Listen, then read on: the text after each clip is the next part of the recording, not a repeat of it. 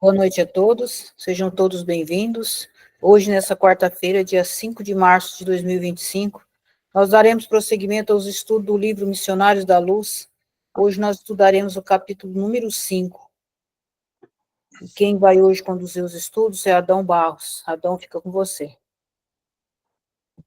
Boa noite a todos. Vamos elevar o nosso pensamento a Deus, ao Cristo, e pedir que nos ampare nos nossos estudos e reflexões, a fim de que possamos aproveitar esses ensinamentos e aplicá-los às lições que ali estão em nossas vidas.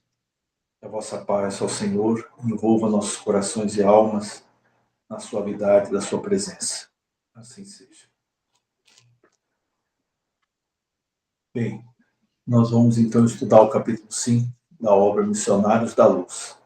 O título Influenciação.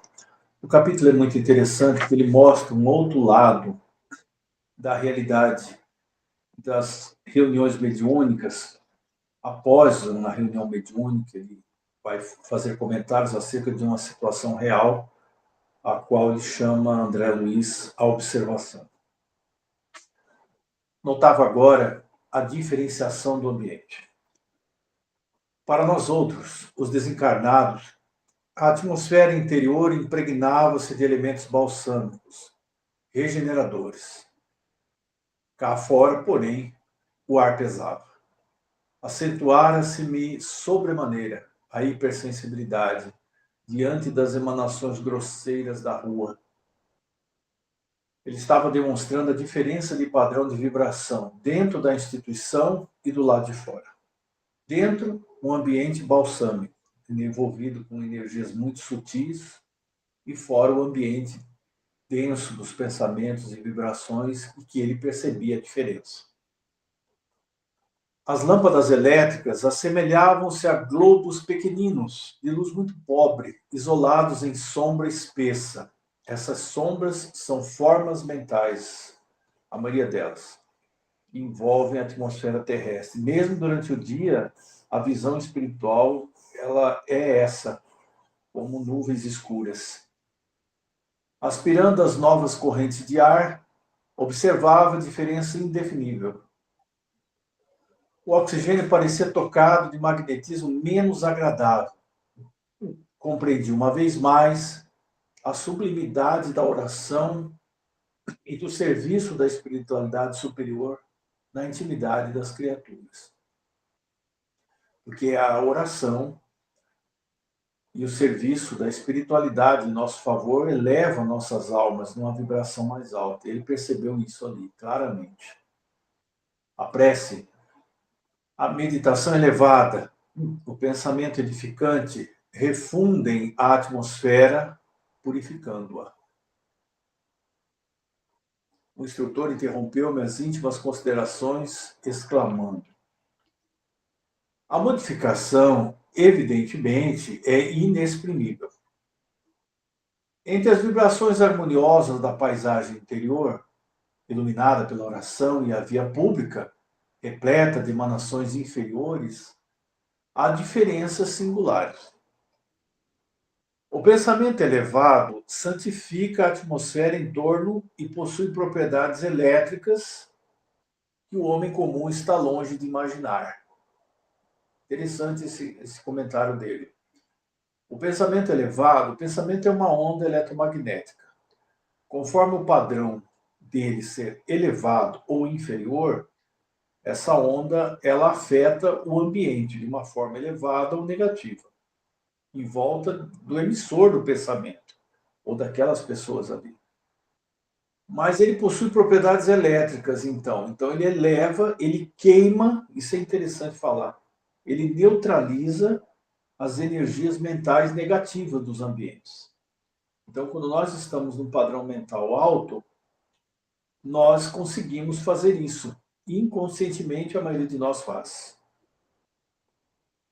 A rua, no entanto, é avelhantado repositório de vibrações antagônicas, em meio de sombrios materiais psíquicos e perigosas bactérias de variada procedência.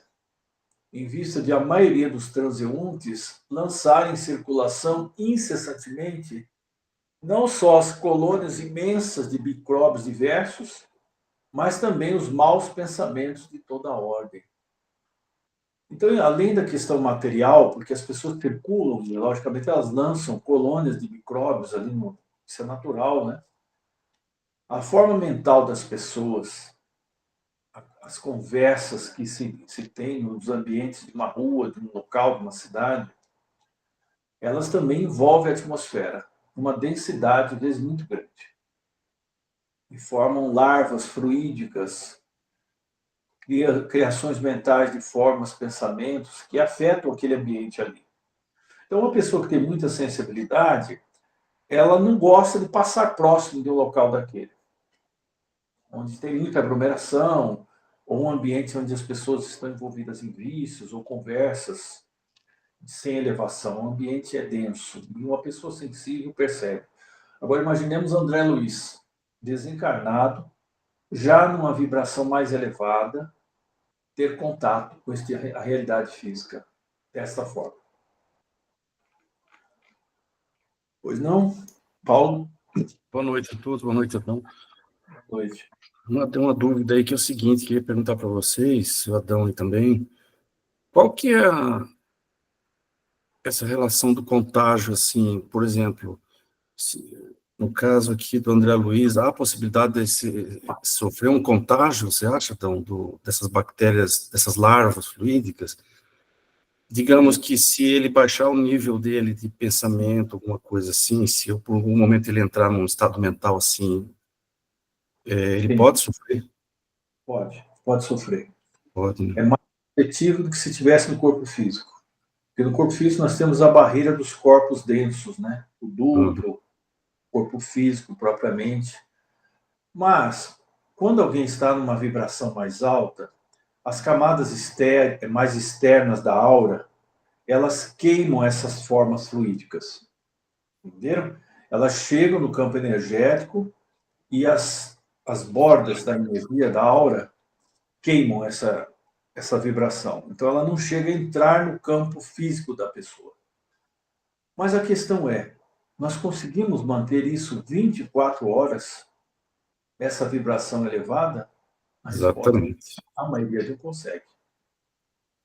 Tá? E é naquele momento, Sim, e é naquele pequeno momento, aquele segundo de vibração que a gente está sujeito, né, Adão, a se contaminar. E essas energias densas, elas são muito manipuladas por entidades infelizes, inferiores. Por exemplo, vou citar um fato que talvez vocês não saibam. A área do bulbo raquiano, essa área da entrada, né, na nuca que a gente fala, a área do cerebelo, cerebelo, é a área que concentra o lixo, a sujeira mental de todos nós. Vocês podem perceber, às vezes você toca essa região com a mão, você sente que está quente.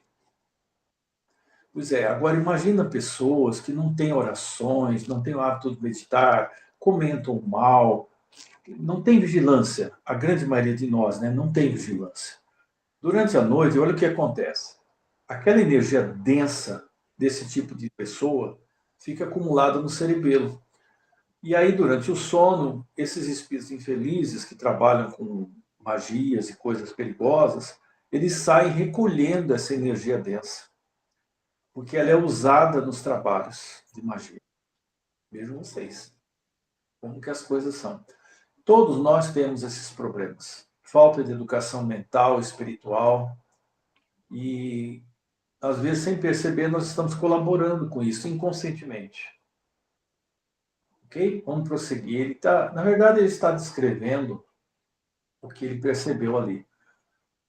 Enquanto ponderava o ensinamento ouvido, reparei que muitos agrupamentos de entidades infelizes e inquietas se postavam nas cercanias. Faziam-se ouvir através das conversações mais interessantes e pitorescas.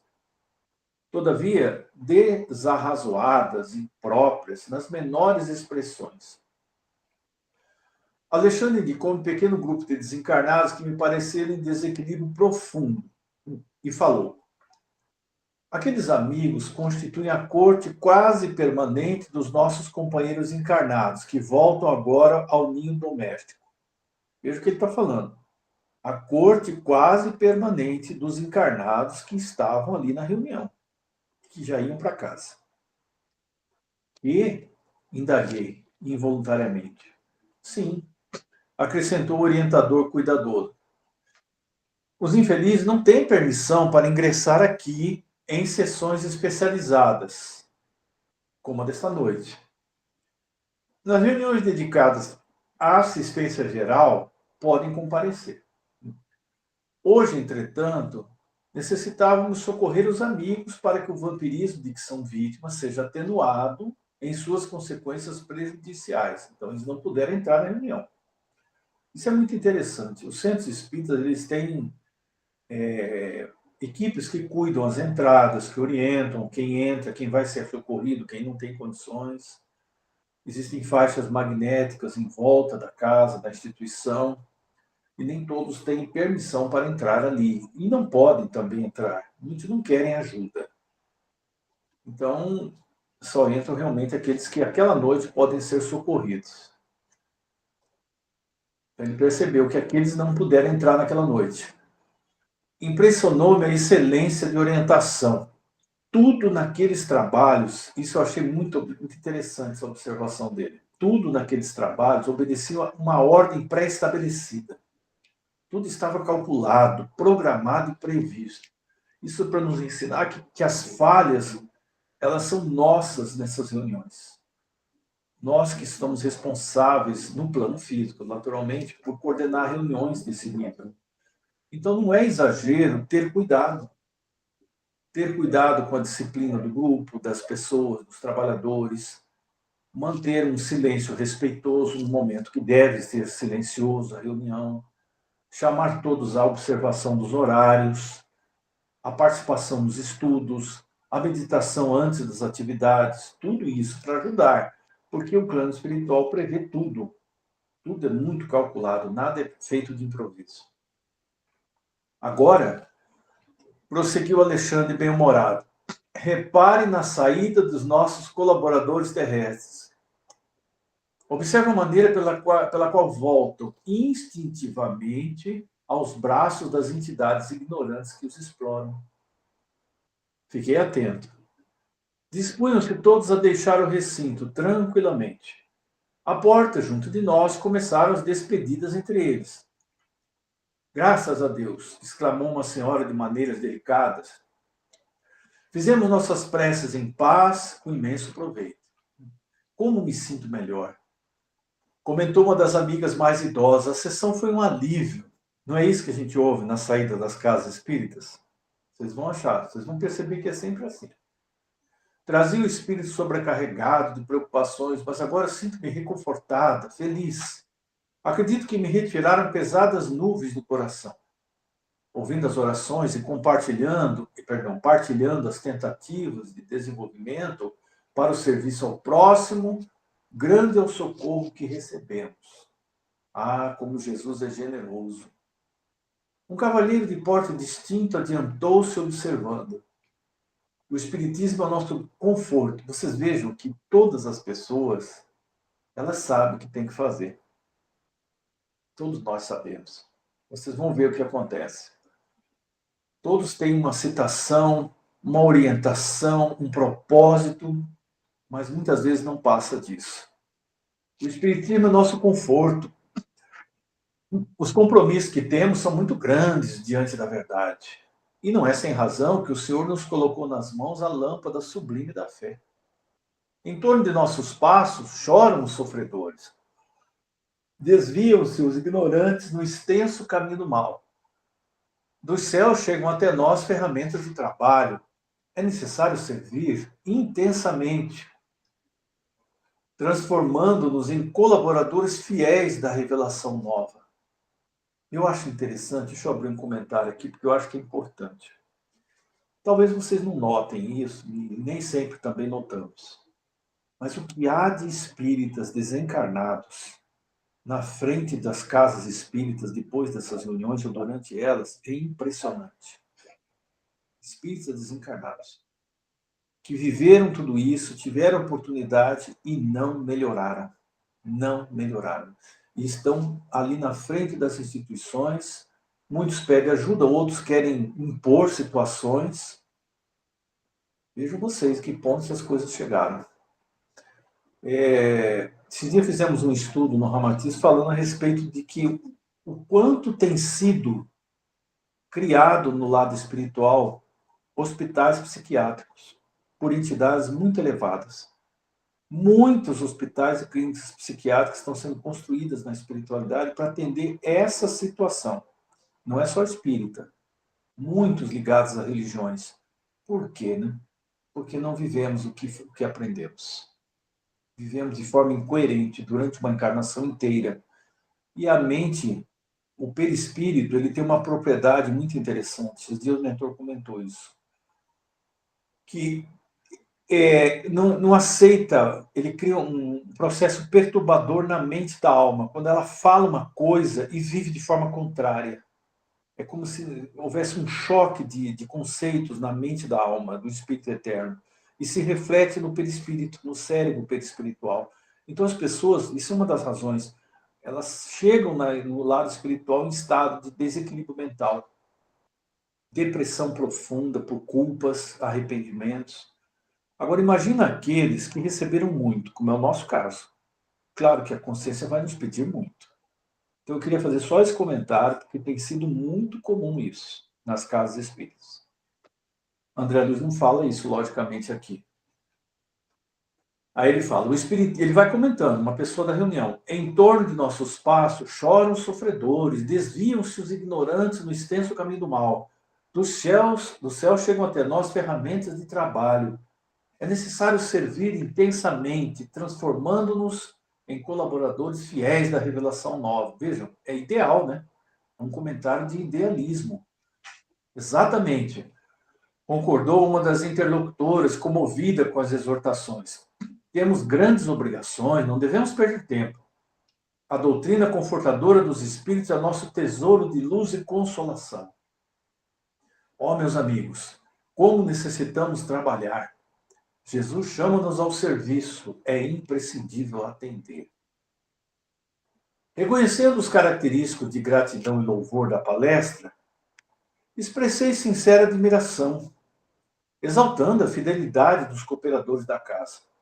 Demonstravam-se fervorosos na fé, confiantes no futuro e interessados na extensão dos benefícios divinos, considerando as dores e necessidades dos semelhantes. Vendo minhas expressões encomiásticas, Alexandre observou sorrindo. Não se impressione. O problema não é de entusiasmo, e sim de esforço persistente. Esse é um caso... Eu fico impressionado, estava refletindo há pouco quando li esse texto.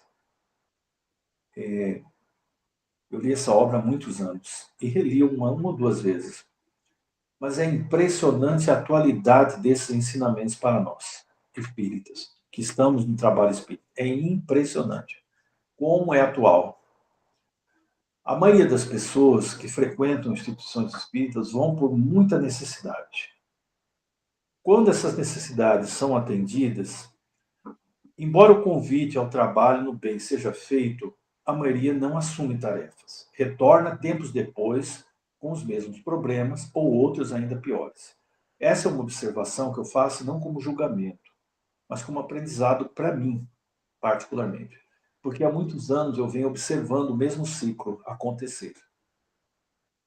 Uma parte realmente esforça-se no sentido de melhorar e dá a sua parte, mesmo que a casa não exija. Ela não pode exigir que ninguém esteja trabalhador, porque tudo é voluntário. Mas faz a sua parte e essas pessoas realmente melhoram. Saem de processos obsessivos difíceis, chegam a ter inclusive curas físicas e realmente vão trabalhar no serviço do bem. Mas a grande maioria cultiva os mesmos problemas ao longo dos anos. E é isso que ele está falando aqui. O problema não é entusiasmo, e sim de esforço persistente. Começar e não interromper.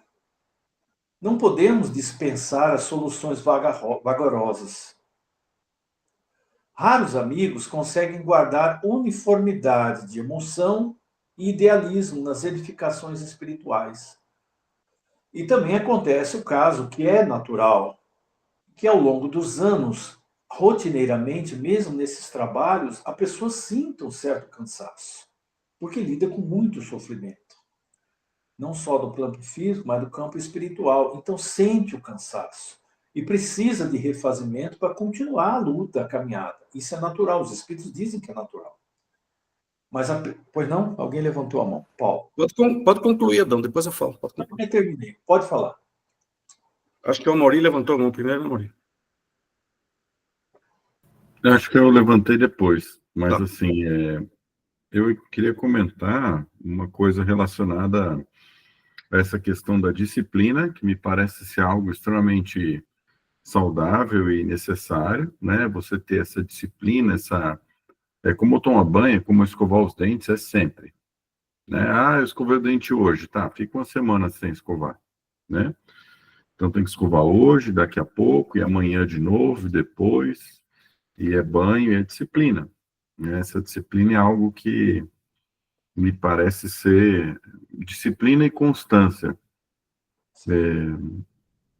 Isso é um trunfo, né? Pode parecer assim, simples demais, mas é nessa simplicidade renovada diariamente que você talvez consiga manter um equilíbrio maior, né? Não pleno, não 100%, que eu acho que isso é só a plenitude aí da iluminação, da perfeição, mas o mais constante possível. Essa questão de voltarem os obsessores assim que termina a reunião, né? Me lembrou também a volta das doenças, porque a gente também, eventualmente, vamos supor, você faz uma cirurgia, tira um tumor de uma pessoa, e aí tira com margem livre, ou seja, em tese, não tem mais nada de tumor ali, né? Vai passar 1, 2, 3 anos, 4, volta um tumor de novo. Mas como é que voltou esse tumor de novo? Você tinha tirado esse tumor, sabe? Então, assim, ficou uma célula não sei aonde, né? Tem meio quiescente, mas na verdade, eu acho que se você não muda o seu padrão vibratório, o seu comportamento, sua atitude mental, você refaz. Você cria a mesma doença. Da mesma forma como o Adão comentou que a gente cria os mesmos empecilhos, problemas e volta para a mesma situação que estava antes de começar o trabalho, a doença também tem esse papel, né, de ensinar a gente a ter disciplina, ter controle e equilíbrio mental, emocional. E aí, nessas horas, eu vejo o quanto a psicologia e a espiritualidade estão mais próximas da saúde do que a gente. Foi lá e tirou um tumor, sim, mas o que antecede isso? O que prospera essa... sem tirar a importância da intervenção, que todo mundo é importante, né, no seu papel, mas em termos de profundidade, tem muito mais a ver espiritualidade e psicologia com reforma íntima e melhora do espírito do que uma cirurgia em si, né? Era só isso o pensamento. Obrigado, Maurício. Eu vi o Adão falando sobre o descanso e eu lembrei de uma coisa. Varia o infinito essa questão do descanso, né, na espiritualidade. Lá no nosso lar, a gente viu que as pessoas que tinham horas bônus, muitas vezes eles eram convidados a descansar. Alguns até falavam assim que descansavam em uma paisagem bonita aqui da terra, onde tinham árvores e plantas, porque o oxigênio era melhor. Lá dos mensageiros também a gente viu que algumas áreas eram tão pesadas e tão densas que eles precisavam de um oxigênio mais puro, e alguns vinham também para alguns recantos no mar, na terra. Só que a gente observou que, nas leituras, que quem mais trabalhava eram os diretores, o governador, aqueles não tinham descanso mesmo. Parece que é interessante, mas quando vai aumentando a escala de conhecimento, de amorosidade e de perfeição, parece que a pessoa mais trabalha, né? É sempre assim. Jesus disse, eu trabalho eu trabalho ainda, e meu pai trabalha até agora, ou seja, mostrando para nós que o trabalho é um constante. Mas eu acho que as pessoas que têm ainda, como eu mesmo, todos os outros que possam ter situação do trabalho com sofrimento, é muito difícil.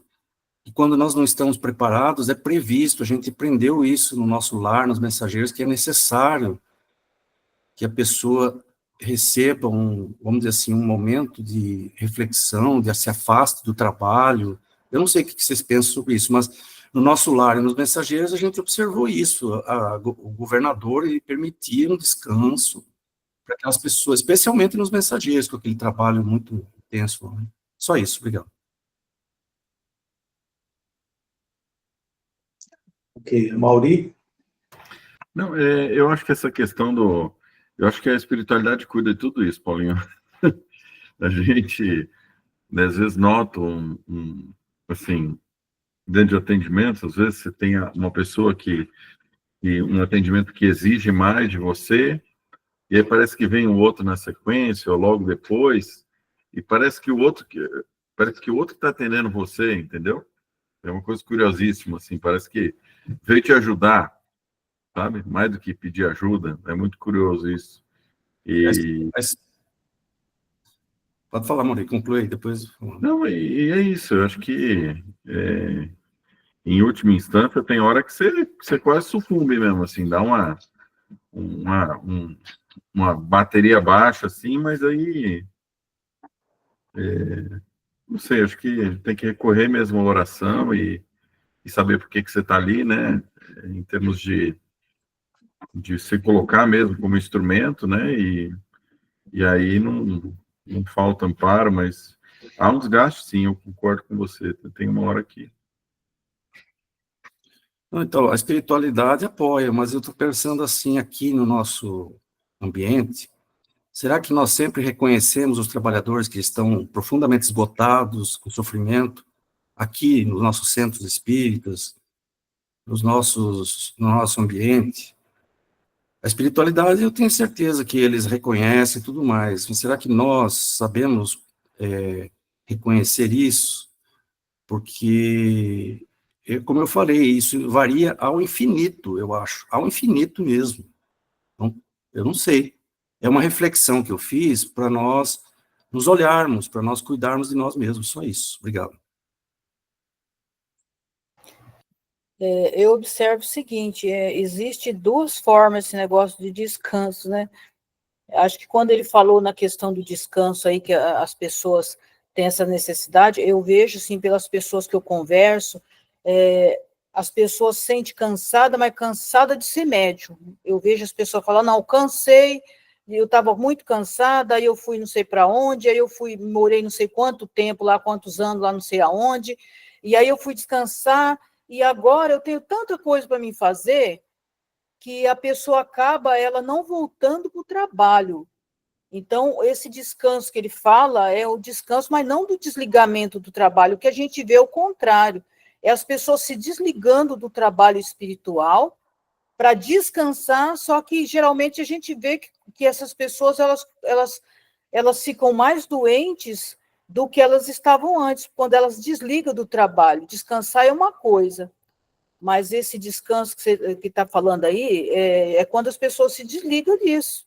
Eu falo porque eu vejo pessoas que chegam doentes, adoecidas, médio mesmo, que chega adoecido, falando, não, eu estava cansada, eu fui morar tantos anos lá na praia, sei lá onde, e a pessoa se afastou totalmente. Então, a gente tem que ter cuidado para esse tipo de descanso aí, que na verdade não é um descanso, é uma ruptura no trabalho espiritual, que a doença vai agravar muito mais, porque daí ela não está mais ligada a esse trabalho espiritual. Isso aí, Badia. Daí a gente perceber essas coisas, né, e discutir. Nas casas espíritas, a liderança está ciente dessas coisas e orientar, né? Eu acho que é por aí mesmo. Assim como lá na espiritualidade, vocês lembram, né, o governador também tinha esse cuidado com os trabalhadores, né? Ok. Vai para 9 anos, com algumas interrupções, que me encontro em concurso ativo nesta casa.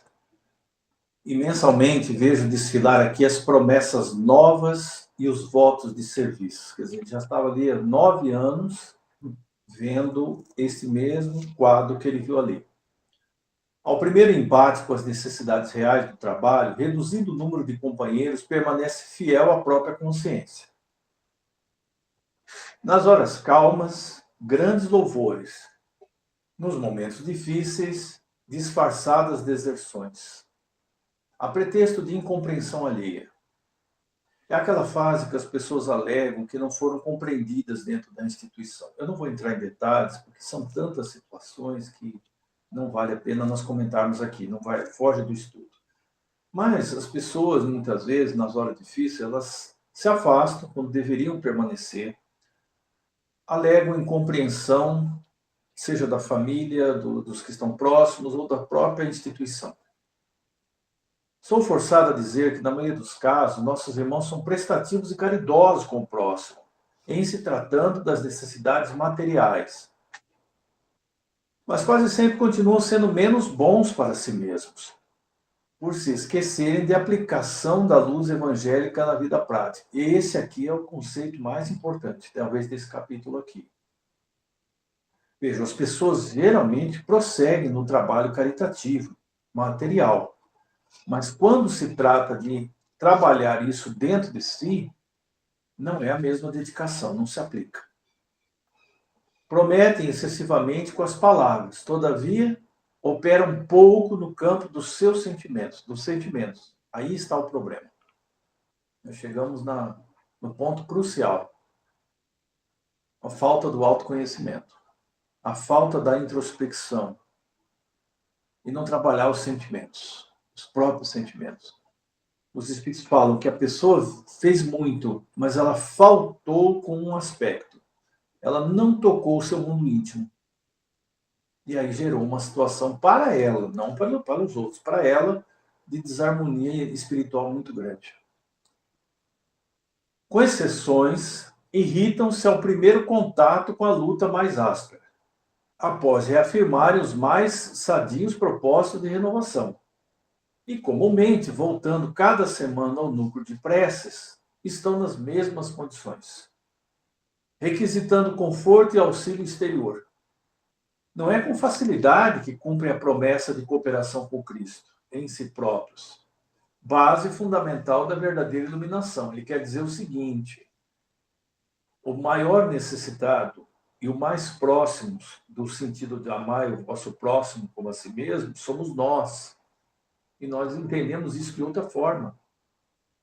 A caridade consigo mesmo não é autoindulgência, não é conivência com os próprios erros, mas é o reconhecimento da própria falha, da capacidade também de melhorar, de trazer a inspiração do Cristo, o ensinamento para dentro. Isso não é simples. Nós sabemos que não é simples. É uma luta de dia após dia. Mas precisa acontecer. Mas há pessoas que nem sequer pensam que isso deve ser feito. Porque Alexandre silenciara, observei atenciosamente os circunstantes. Ainda se achavam todos eles, os encarnados, irradiando alegria e paz, colhidas na rápida convivência com os benfeitores invisíveis. Da fronte de cada um emanavam raios de espiritualidade surpreendente. E por que isso acontece? É sempre assim, realmente. Porque no momento em que os trabalhos são encerrados, depois dos tratamentos, a espiritualidade nos envolve em verdadeiros banhos de energia, de luz, para o refazimento. Bom, nós saímos dali muito bem, mas normalmente, minutos ou horas depois, aquilo tudo se dissipa. Vocês vão ver a narrativa aqui. Num gesto significativo, o instrutor esclareceu: eles ainda se encontram sob as irradiações do banho de luz, a que se submeteram através do serviço espiritual com a oração. Se conseguissem manter semelhante estado mental, pondo em prática as regras de perfeição que aprendem, comentam e ensinam, fácil lhes seria atingir positivamente o nível superior da vida. Vejam, se apenas conseguíssemos cumprir as regras de perfeição que nós aprendemos e ensinamos aos outros. Ele diz assim, fácil lhe seria, se fizéssemos isso, atingir positivamente o nível superior da vida. Entretanto, André, como nós, que em outros tempos fomos inexperientes e frágeis, eles agora ainda o são também. Cada hábito menos digno, adquirido pela alma no curso incessante dos séculos, funciona qual entidade viva no universo de sentimentos de cada um de nós, compelindo-nos às regiões perturbadas e oferecendo elementos de ligação com os infelizes que se encontram em nível inferior. Examine os nossos amigos encarnados com bastante atenção. Então, ele deixa claro aqui uma coisa importante. Cada hábito negativo acumulado durante vidas age dentro de nós como uma entidade viva, nos nossos sentimentos, nos nossos pensamentos. Nos conduz às regiões perturbadas ou cria possibilidade de ligação com desencarnados infelizes, sejam que nos cobram pelos erros passados ou por afinidade atraída durante a vida. Por isso que o Paramahansa Yogananda diz sempre isso nos livros dele, nas palestras. Liberte-se dos maus hábitos agora, para que você não os leve após a morte. Aí André Luiz vai fazer a observação. Contemplei-os com interesse. Trocavam gentilmente as últimas saudações da noite, demonstrando luminosa felicidade. Acompanhamos o grupo onde se encontra o nosso irmão mais fortemente atacado pelas inquietações do sexo, exclamou o orientador, proporcionando-me valiosa experiência. O rapaz, em companhia de uma senhora idosa, de uma jovem que logo percebi serem sua mãe e irmã, punha-se de regresso ao lar. Movimentamo-nos, seguindo-os de perto. Alguns metros além do recinto, onde se reuniam os companheiros de luta, o ambiente geral da via pública tornava-se ainda mais pesado.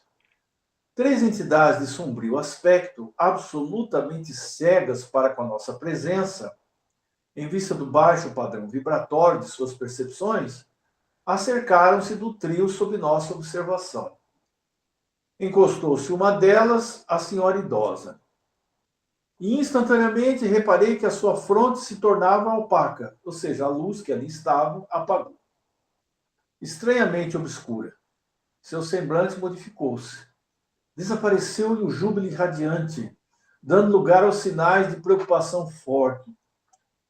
Transfigurara-se de maneira completa. Veja como foi rápido a mudança. Ó, meus filhos, exclamou a genitora, que parecia paciente e bondosa. Por que motivo somos tão diferentes no decurso do trabalho espiritual? Quisera possuir ou retirar-me de nossas orações coletivas o mesmo bom ânimo, a mesma paz íntima. Às vezes nós escutamos pessoas amigas dizerem assim, eu gostaria de trazer uma cama para dormir dentro da casa espírita, para morar aí dentro. Que quando eu saio daqui, eu volto a sentir os mesmos estados, mesmos problemas. A gente escuta isso muito. Isso, porém, não acontece. Ao retomar o caminho da luta prática, sinto que a essência das preleções evangélicas persevera dentro de mim, mas de modo vago, sem aquela nitidez dos primeiros minutos. Esforço-me sinceramente para manter a continuação do mesmo estado de alma. Entretanto, algo me falta, que não sei definir com precisão. Nesse momento, as 2 outras entidades, que ainda se mantinham distanciadas, agarraram-se comodamente aos braços do rapaz, que ofereceu aos meus olhos o mesmo fenômeno. Embaciou-se-lhe a claridade mental e 2 rugas de aflição e desalento vincaram-lhe as faces, que perderam aquele halo de alegria luminosa e confiante. Foi então que ele respondeu em voz pausada e triste. É verdade, mamãe. Enormes são as nossas imperfeições. Creia que a minha situação é pior. A senhora experimenta ansiedade, amargura, melancolia. É bem pouco para quem, como eu, se sente vítima dos maus pensamentos. Casei-me há menos de 8 meses e, não obstante o devotamento de minha esposa, tenho o coração por vezes repleto de tentações descabidas. Pergunto a mim mesmo a razão de tais ideias estranhas e, francamente, não posso responder. A invencível atração para os ambientes malignos confunde no espírito, que sinta inclinado ao bem e à retidão de proceder. Quem sabe, mano, está você sob influenciação de entidades menos esclarecidas, considerou a jovem com boas maneiras. Sim, suspirou o rapaz, por isso mesmo vem tentando desenvolvendo a mediunidade, a fim de localizar a causa de semelhante situação. Nesse instante, o orientador murmurou desveladamente. Ajudemos este amigo através da conversação. Sem perda de tempo, colocou a mão à destra na fronte da menina, mantendo-a sob vigoroso influxo magnético e transmitindo-lhe suas ideias generosas. Reparei que aquela mão protetora, ao tocar os cabelos encaracolados da jovem, expedia luminosas chispas, somente perceptíveis ao meu olhar. A menina, a seu turno, pareceu mais nobre, mais digna em sua expressão quase infantil, e respondeu firmemente: nesse caso, concordo em que o desenvolvimento mediúnico deve ser a última solução, porque antes de enfrentar os inimigos filhos da ignorância, deveríamos armar o coração com a luz do amor e da sabedoria. Se você descobrisse perseguidores invisíveis em torno das suas atividades, como beneficiá-los cristamente sem a necessária preparação espiritual? Aí é que está a questão mais importante. As pessoas acreditam, isso é comum também, que o fato de desenvolver a mediunidade vai solucionar uma série de problemas. Mas eles querem adentrar essa caminhada sem preparação, sem mínimo de estrutura e conhecimento. E estrutura moral também. Então não é algo tão simples. Ela está falando uma verdade ali sobre a inspiração do mentor. A reação educativa contra o mal é sempre um dever nosso. Mas vejam só, reação educativa. Muito interessante isso. A educação da alma é a única reação real contra o mal. E nós falhamos nisso muitas vezes. É sempre um dever nosso. Mas antes de cogitar de um desenvolvimento psíquico, que seria talvez prematuro, o que acontece com muitos, deveremos procurar a elevação das nossas ideias e sentimentos. Não poderíamos contar com uma boa mediunidade sem a consolidação dos nossos bons propósitos.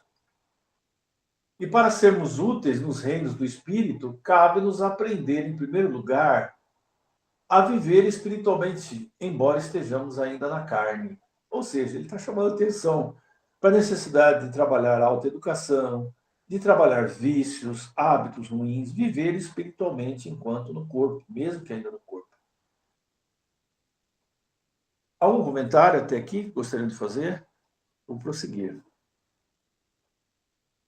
A resposta que constituíra para mim valiosa surpresa não provocou maior interesse em ambos os interlocutores, quase neutralizados pela atuação dos vampiros mentais. Isso é muito comum, né? Você tenta conversar com a pessoa e ela parece não absorver quase nada. Quando alguém está em processo assim de obsessão, telementalização, é muito difícil nesse começo. As pessoas não ouvem as palestras ou entendem muito pouco o que está sendo dito, porque o processo obsessivo ali é muito complexo às vezes. Por isso, palestras que precedem esse tipo de reuniões de tratamento, elas têm que ser muito objetivas e trabalhar muito a questão da vida de cada dia. Amauri. Tem uma passagem de agora que a gente leu que me lembrou um pouco a observação que Paulo fez, né, sobre ter que fazer o bem, saber que vai fazer o bem, né, mas o mal habita em mim. Então, assim, ele sabe o que ele tem que fazer, ele quer fazer aquilo, mas às vezes vai e toma uma outra atitude, né? Então, ele comenta, acho que eu perdi o trechinho que ele fala aqui, mas é exatamente isso, né? Que a gente, os dois, né? Tanto a mãe quanto o filho, né? Por circunstância aí da influência espiritual, né? Poxa, eu queria tanto, né? Eu queria fazer, mas não sei, que eu fico envolvido e não sei o quê, e não consigo, né? Fazer o que eu preciso fazer, desanimo e tudo mais. Então, assim, além dessa questão que o Paulo trouxe, né? Do nosso mal interior, que ressoa, né? Que sintoniza com aquele do obsessor que está ali, né? O obsessor é amigo antigo, né? Nada mais que isso, né? A partir do momento que a gente consegue vibrar numa outra sintonia, a gente vai perder o interesse, né? A gente vai ficar chato para um colega de outros tempos, né? Então, Paulo já dizia dessa dificuldade de mudança. Sim, exatamente. A dificuldade de viver o bem quando o mal ainda está dentro de nós. Só completando, e orar e vigiar, né? Eu acho que Jesus também alertou nesse sentido aí, de que orar seria lá como eles estavam plenamente iluminados no centro, mas nós precisamos vigiar constantemente nossos pensamentos, especialmente quando nós, em todos os momentos, né?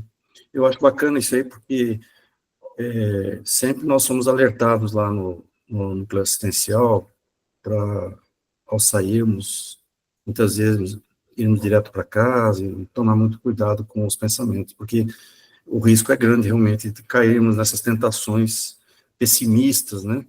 Vocês observam que o tom deles é um tom pessimista. Ah, eu não consigo, eu estou há muitos anos, eu tenho boas intenções, mas não consigo. Então, quando nós estamos com esse pensamento pessimista, é muito possível que estejamos num estado de telementação, de influenciação. Agora, a gente não pode levar, não sei se vocês concordam, isso 100%, assim. Aqui é um caso, um exemplo. Mas pode ser que aconteça de estarmos saindo de uma casa espírita iluminados, numa condição melhor, e apenas isso seja o reflexo do nosso pessimismo mesmo, nosso mesmo. Não uma influenciação, mas é porque eu sou muito pessimista, eu estou muito preocupado com o assunto. Não podemos levar isso ao extremo de dizer que todas as vezes estamos sob influência espiritual. Não. Eu acho que muitas vezes, pela nossa própria característica, nossa própria característica, nós cometemos esse deslize. Mas o alerta aí vale muito, porque essa questão da influenciação ela é mais grave ainda, né? Muito mais grave. Só isso, obrigado. Acho que é o Mauri.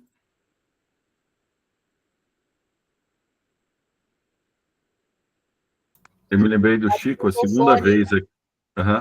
Obrigado. Eu me lembrei do Chico Xavier a segunda vez aqui. Uma vez quando falou do trabalho incessante, né? E quanto mais esclarecimento você tem, a gente sabe da jornada que o Chico fazia aqui encarnado, que era uma coisa assim extremamente intensa, né? As psicografias, todo o trabalho constante que ele fazia.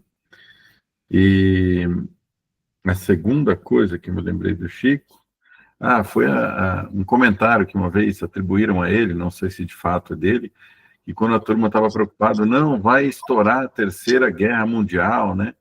E todo mundo preocupado e tenso, e Chico, o que vai ser da gente? Ele parece que olhou e disse algo do tipo, Deus vai achar um lugarzinho para a gente, né? Então, de um otimismo, de uma fé, que assim,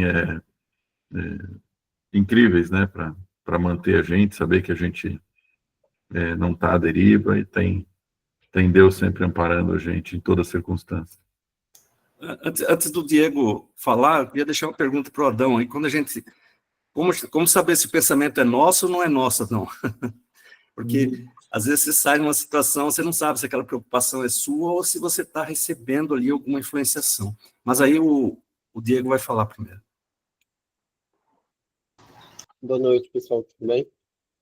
Então, eu acho que principalmente nessa parte aqui, não poderíamos contar com uma boa mediunidade sem a consolidação dos nossos bons propósitos. E para sermos úteis nos reinos do Espiritismo, cabe nos aprender, em primeiro lugar, a viver espiritualmente. Eu acho que ali ele está influenciando ela a conversar com ele, a entender que tem que ter muito estudo.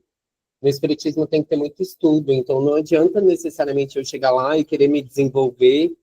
Você já leu pelo menos as 6 obras da codificação? Pelo menos, sabe? Porque, assim, não tem como eu querer desenvolver uma mediunidade, porque a mediunidade ela vai ser para você ajudar muito o desencarnado. Então, você vai ter que aprender muito, vai ter que ler muito o que veio de lá. E o que veio de lá está nos livros, sabe? Então, eu acho que, basicamente, né, você tem que estar firme ali no seu propósito, se policiar muito, mas você tem que estudar demais, para você saber fazer analogias na hora das ajudas e tudo mais. Não sei, eu acho que tem muito do estudo também, sabe? Quando você quer se desenvolver, assim. Ok, obrigado. O primeiro comentário que eu faço é que, na realidade, é vigiar e orar, que está no Evangelho. Eu não estou enganado. Vigiar vem primeiro, e depois orar. Quer dizer, a nossa obrigação principal é vigiar, o tempo todo. Distinguir o que é meu pensamento, o que não é, isso envolve muita observação, a capacidade de observar a si mesmo, de questionar esses pensamentos no dia a dia. Por que eles estão surgindo? Qual o motivo? Então é um processo difícil, realmente, envolve muita autoobservação, para nós percebermos, porque, na realidade, nós recebemos emanações de pensamento o dia inteiro, de encarnados e desencarnados. Muitos deles passam por nós e não geram efeito algum, como se fossem nuvens no céu. Passam, observamos, eles vão e desaparecem. Outros encontram sintonia com o nosso padrão mental, aquele tipo de pensamento predominante no meu dia a dia. E eles encontram sintonia, e às vezes não são coisas boas. E aí nós caímos nessa armadilha da ligação espiritual obsessiva. E essa ligação ela pode durar algumas horas, pode durar alguns minutos ou dias, às vezes. Mas foi atraído por nossa sintonia. Tá? Eu poderia falar algumas coisas assim, de exemplos do dia a dia, como do trabalho da mediunidade, mas vai tomar muito tempo. Eu vou deixar para um outro momento, para exemplificar isso aí. Então, só uma coisinha. Eu tomo como regra para mim, às vezes, quando o pensamento é muito persistente. Quando eu Sim, percebo que, quando sim. fica muito persistente, eu procuro me preocupar mais e ver de onde que está surgindo isso. Faz sentido isso? Faz sentido, porque a obsessão ela é isso, né? É isso. É um pensamento persistente, é uma monoideia, monoideísmo, uma Exatamente. ideia persistente, e também pelo efeito que ela traz. Isso, exatamente. Ela vai trazer uma angústia, uma autopunição, uma cobrança, uma culpa, porque isso que tentam criar para fazer um vínculo mental com eles. É. Entendeu? É importante a gente conversar sobre isso, porque a frase diz, né, vigiar e orar, mas esse vigiar, a gente tem que entender as minúcias, Sim, como se a gente diz, os detalhes, a sutileza dessa ideia, né? É importante exatamente. isso. Mas Amaury? em resumo, eu diria o seguinte, uma conclusão que podemos chegar. Os maiores inimigos não são desencarnados. Uhum. Somos nós mesmos. Nós mesmos. É a nossa mente que é o nosso pior inimigo, porque nós não a conhecemos. E ela faz com que os hábitos permaneçam por condicionamento, automatismo. Você fala, você pensa e você age por automatismo. Isso significa que não há autoconhecimento definido ainda dentro de nós. Então, nosso pior inimigo não são os desencarnados, somos nós mesmos. Enquanto não entendermos isso, parece básico, né? Mas muitas pessoas que frequentam as instituições espíritas não entenderam isso ainda. Elas querem que se afaste a presença dos supostos desencarnados, que às vezes nem estão ali, que estão atrapalhando a existência dela. E que a casa espírita deve fazer esse trabalho. Então, vejo que isso é falta de entendimento. E a proposta espírita da autotransformação, ela é esquecida, ou não dão importância. Porque as pessoas querem resolver o seu problema a todo custo. Então, infelizmente, essa é a realidade. Hoje eu posso falar pela observação de muitos anos que a gente vem caminhando, observando isso. Também passamos momentos em que a gente queria resolver o problema a todo custo, e depois fomos entendendo que a questão nunca foi essa, que o problema sempre foi da criatura com ela mesma. Essa é a grande realidade. Acho que é a Badia agora. Não só fazer um comentário, por exemplo, quando um pensamento começa a persistir, eu ajo da seguinte maneira, eu começo mentalmente a questionar, isso é meu? Sou eu que penso isso? Sou eu que sou assim? Porque geralmente, pelo menos comigo, quando eu começo a questionar mentalmente isso, geralmente esse pensamento ele se dissolve, ele não se sustenta sozinho por si só. Então, assim que eu faço quando vem um pensamento começa a ruminar muito. Isso, exatamente. A autoquestionamento, a autoobservação. A Mauri? Eu vou um pouco pelo que eu sinto, né? Se é como acho que o Paulo colocou, se você está envolvido em pessimismo, em irritação, em medo, em angústia, então, peraí, o que é isso, né? Eu não estava assim, isso começou a aparecer, então eu tento entender que isso pode ter a ver com coisas minhas, que às vezes eu deflagrei, isso se soma de fora, não sei. Assim, eu tento perceber o que eu sinto, mais de sentimento, assim, do que de fato de um racional. E às vezes orientação, influenciação positiva, as ideias não estavam na minha cabeça e aparecem de uma maneira meio doida, assim, brotam, simplesmente aparecem. E eu falei, pô, lógico que isso não é meu, porque eu nem sabia disso, né? Então, às vezes brotam, aparecem, assim, alguma coisa, e assim, tem um clima mais ameno, mais tranquilo, mais sereno, o teor das coisas, né? A gente vai entrar no teor das mensagens, né? Enfim, Sim. acho que não sei se é o escopo, né? O que você está Adão, passando é o próprio processo da vigilância. Tanto que a Abadia disse, quanto que você disse, é a vigilância em atividade. Paulo? não, só para te lembrar, nós temos aí uns 3 minutinhos. Esse formato que nós estamos fazendo aqui, não é necessário terminar o capítulo, a gente continua depois, tá? Mas fica à vontade, tem mais tempo aí, tem mais tempo. Eu vou só terminar, então, essa última parte aqui. Tá, beleza. Mãe e filho deixavam perceber funda contrariedade em face das definições ouvidas. A palavra da menina, cheia de verdadeira luz, desconcertava-os. Não tem você bastante idade, minha filha, exclamou contrafeita a velha genitora. Não pode, pois, opinar nesse assunto. E como boa cultivadora de sofrimentos antigos, acentuou. Quando você atravessar os caminhos que meus pés já cruzaram, quando vierem as desilusões sem esperança, então observará como é difícil manter a paz e a luz no coração. Diferença de quem estava dentro da casa espírita falando tanta coisa bonita, idealismo, né? E caiu nessa situação em pouco tempo. Então vamos encerrar. Muito obrigado a vocês pela oportunidade. Muito obrigado, Adão. Eu acho que pode parar a gravação, né, Abadia?